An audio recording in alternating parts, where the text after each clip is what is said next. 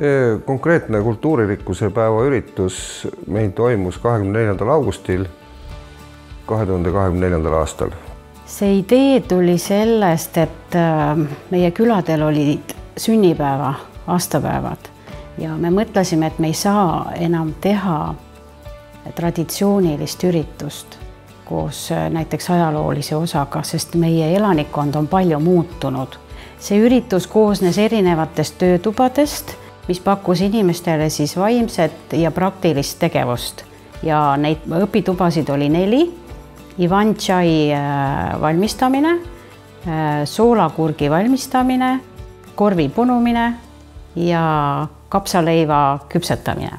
Sellel päeval, kui see üritus toimus, siis ühtlasi oli meil külade sünnipäevad ja me avasime ka siia seltsi kinnistule ühe suure külakiige, mis oli vanasti pärandina ka siin külades olnud.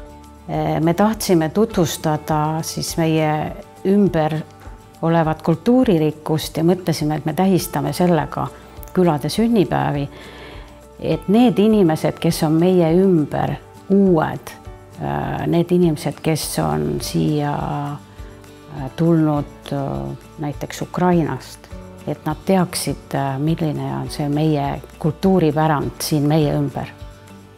Tiisekülade seltsi tulevikuvisioon on ikkagi püsida selles külaelus ja tugevdada kuidagi seda õlg-õla tunnet, nagu oli kunagi minu lapsepõlves, et kus kõik käisid koos ja ei olnud omaette, et see on ka üks suur selline unistus.